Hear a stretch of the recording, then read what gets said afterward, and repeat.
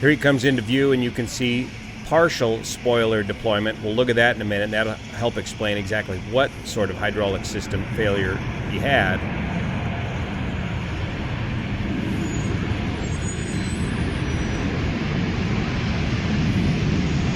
It looks like no thrust reverser on the left engine.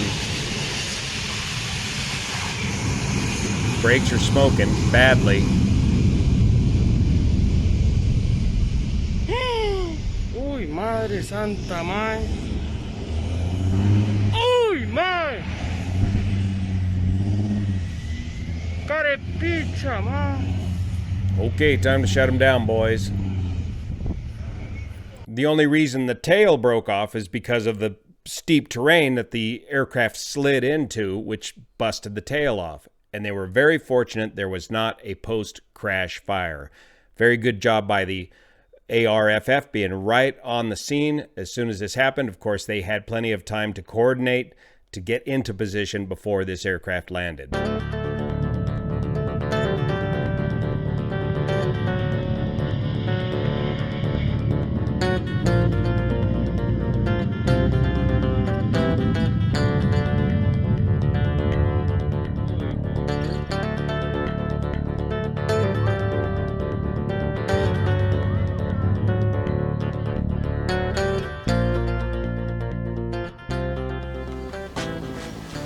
Yesterday's loss of the DHL 757 airframe while on landing at San Jose's Costa Rica airport presents an excellent case study in airline accident investigation and systems review.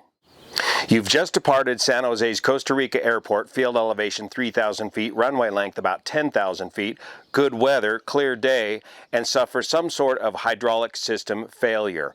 What are you going to do? Well, one of the first things you're going to do is take your time, either wind your watch, light up a cigarette, whatever it takes to take the time to evaluate completely this situation, because the checklists that you're about to get into are rather involved. Because of the built-in redundancies of the Boeing 757 aircraft and all Boeing aircraft, all airliner aircraft, when dealing with a hydraulic system, there is so much redundancy that you are not put into a time-constrained event. You have plenty of time to get this sorted out. So one of the first things you may want to consider is, where are we going to return to? Maybe one of the first things we should do is pull out our diversion guide and look at our options. We've just departed a challenging mountainous airport in Costa Rica. Is there a better alternative possibly to take this aircraft to? Because we know with this hydraulic system problem, we are going to have an increased landing distance. Is there another airport that's got a lower elevation airport?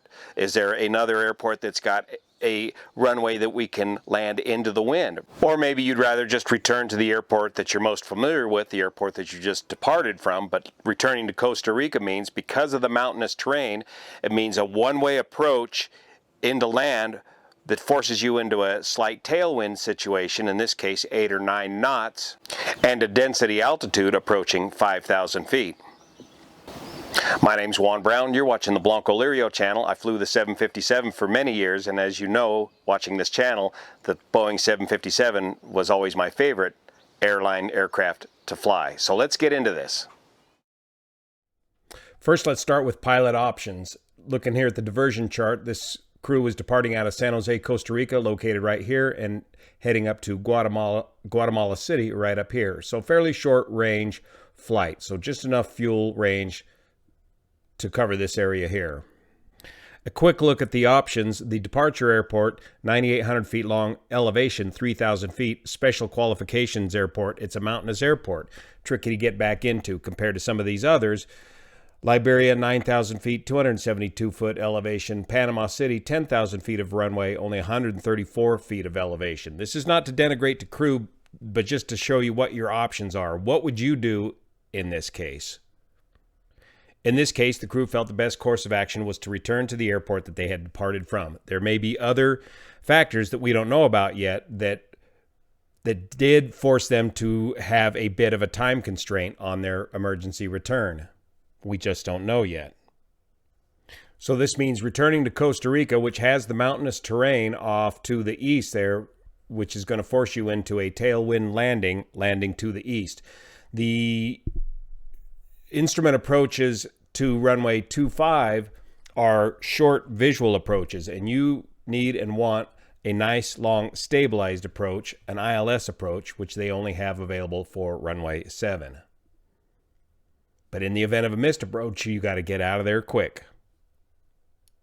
Okay, now for your quick 757 hydraulic system review. Put on your thinking caps. Very redundant, triple redundant hydraulic system like most airline type aircraft.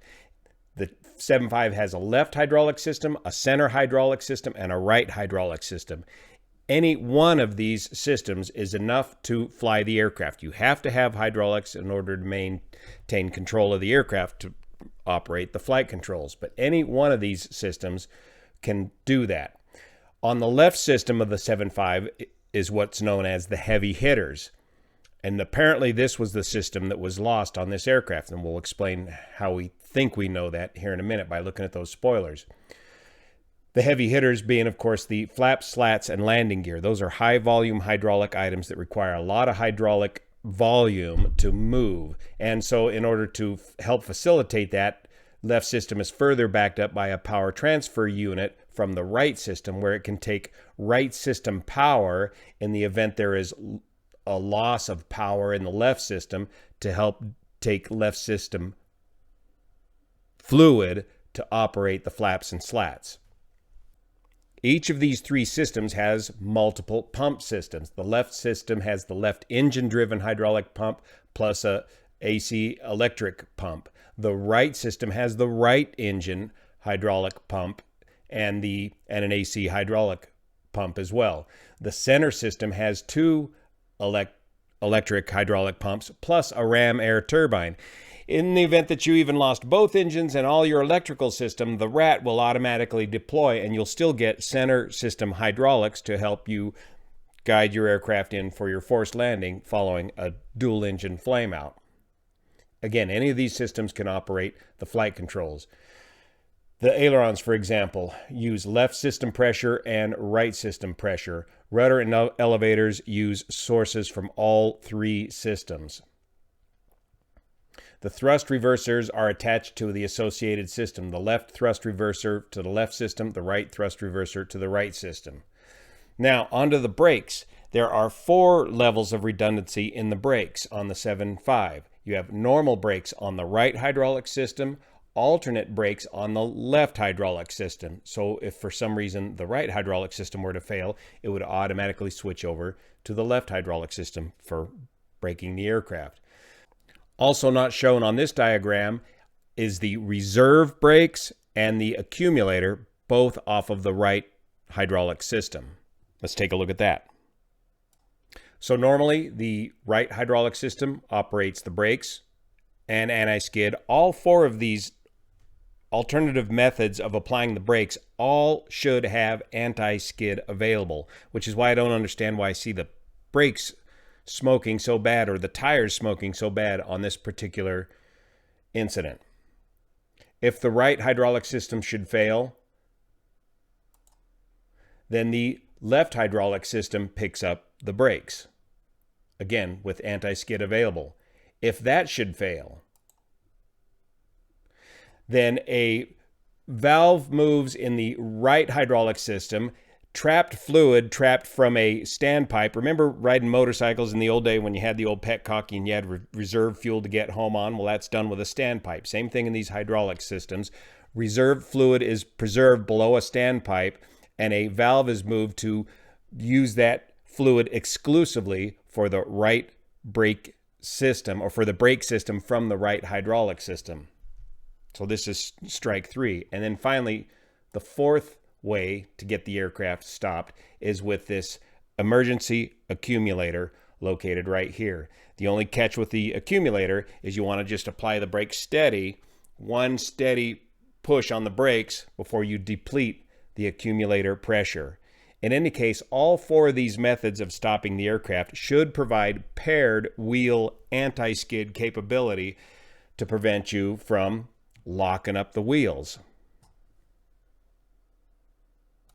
By the way, if you're down to reserve brakes, you would need to, and the checklist will guide you on how to do this, you will see this brake source light on here, and you'll need to push this brake source button here in order to switch that valve to catch that trapped fluid from the right system to operate the brakes under reserve brakes. Again, the checklist will direct you to do all that. And your accumulator brake pressure, if you're down to the fourth way to get this thing stopped, can be observed right here on the accumulator gauge.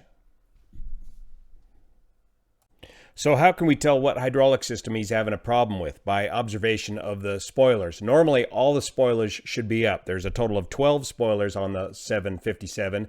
This is the right wing showing spoiler number 7, not shown here on the left. Spoiler number 8, 9, 10, 11, and 12. 6 spoilers per side, each spoiler panel individually operated by a separate hydraulic system. Looking at a freeze frame from the incident aircraft, it looks like spoiler number 3 and number 5 are not deployed. Spoiler number 3 and number 5 are associated with the left hydraulic system. Here's a better view of the spoiler panel layout. By the way, these are spoilerons. The spoilers work together with the ailerons. More on that in a minute. But spoiler number 1, 2, 3, shown right here in red, and number 5 were retracted on that freeze frame view, indicating the left hydraulic system was not working, but the center and right hydraulic systems were working.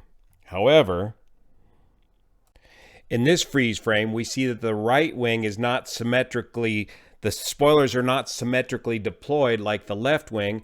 Why? Because these are spoilerons. They work together with the ailerons, and if you notice, when he starts his drift, his ground loop, the natural human reaction, he throws that wheel full left as if he's driving a car instead of controlling the rudders with the rudder pedals. And so by putting in that hard left aileron, the spoilers on the right wing retracted. And that's to say the flight spoilers on the right wing retracted, as these spoilers are further divided up into flight spoilers and ground spoilers.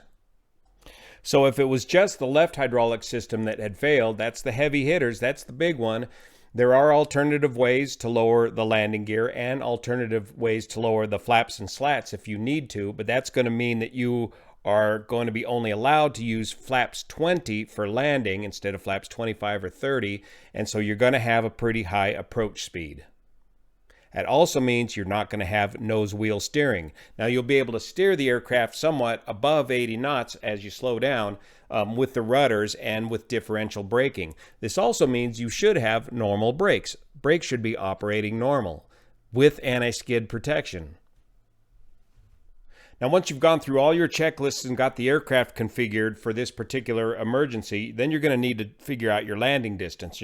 Nowadays, it's all done by an app. It used to be in the old days, you'd figure it out on spaghetti charts. But you need to do a careful assessment of the situation that you have to determine your landing distance and to confirm that you have enough runway length to land in. And if you look at most of these hydraulic failures, your landing distance should be, the runway available here at Costa Rica should be plenty long enough, even given the density altitude of this situation. The only time your landing distance really gets long or critical is if you consider an anti-skid failure. Taking a closer look at the runway here in Costa Rica, you can see the high terrain off to the east, forcing him into a tailwind landing on runway 07. Over about 10,000 feet of runway with this long displaced threshold on runway 25, about 1,800 feet right there. This aircraft ended up right about in this location right here, and it's because there's a pretty substantial drop-off, that's what broke the tail off. Which brings up the question, was this crew trying to make this high-speed turnoff? There's almost 2,800 feet 2,900 feet of additional runway out this way, plus a little bit of a run out here. Regarding the use of asymmetric reverse thrust, if the left hydraulic system's failed, you have no reverser on the left engine.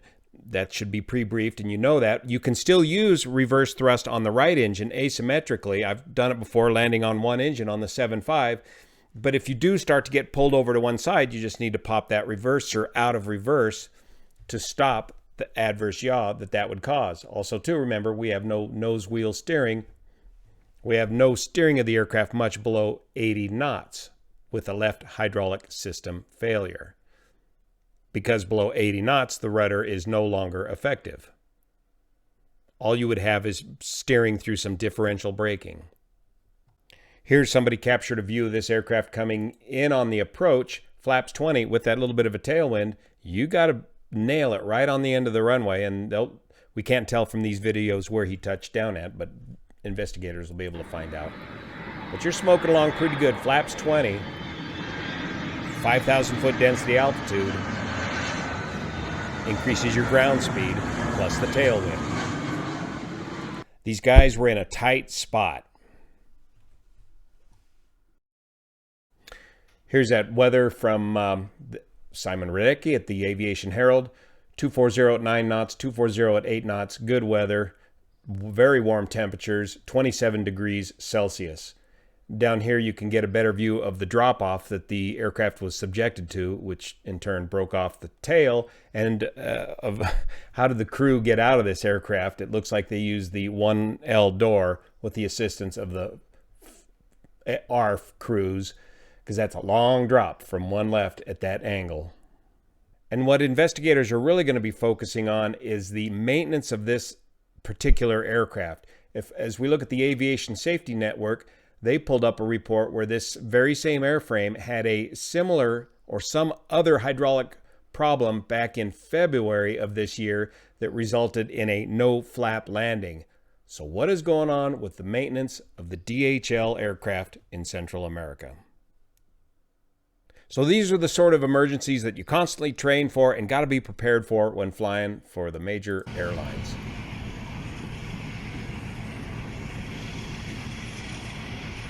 Here we can see symmetrical deployment of the partial spoilers, ground and flight spoilers.